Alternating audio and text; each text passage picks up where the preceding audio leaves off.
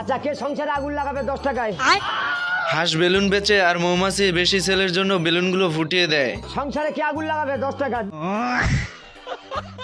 এরপর এমন 2 নাম্বারি করে হাঁসের ব্যবসা অনেক বড় হয়ে যায়। নকশিকাতা আর্ট করে মৌমাছিকে দিয়ে সেলাই করে নেয়, সেগুলো বিক্রি করে অনেক জনপ্রিয়তা পায়। আর হাঁসের কাছে অর্ডারের জন্য অনেক ফোন আসতে থাকে।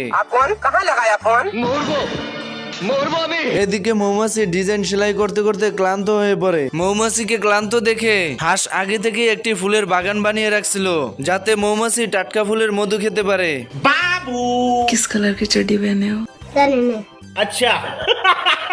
এরপর সুন্দরী মৌমাছিকে দেখে মৌমাছি প্রেমে পড়ে যায়। আর এদিকে যে কোনো আর্ট বাদ দিয়ে মৌমাছি প্রেমিকার নাম এবং ভালোবাসার নাম লিখতে থাকে। এসব দেখে হাঁস রেগে যায়, রেগে গিয়ে মৌমাছির প্রেমিকাকে তাড়াতে শুরু করে।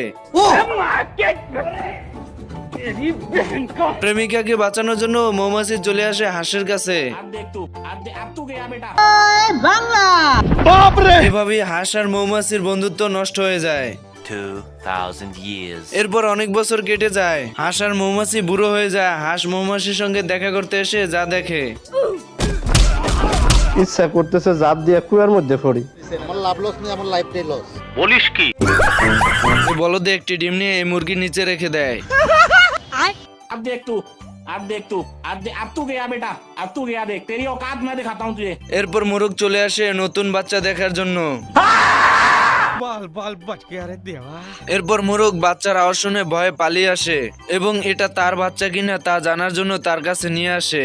তোরে তো দাওয়াত দেই নাই, তুই আইসা গেছিস। বাচ্চাকে পরীক্ষা করার জন্য রাস্তার মাঝখানে একটি বল ছেড়ে দেয় এবং সে বলটি আনতে বলে। বা আমার একটা বিয়ে করায় দেন। কয় কি?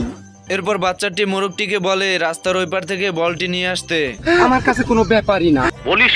এই বলে মোরগটি চলে যায় রাস্তার ওই পাশ থেকে বল আনার জন্য।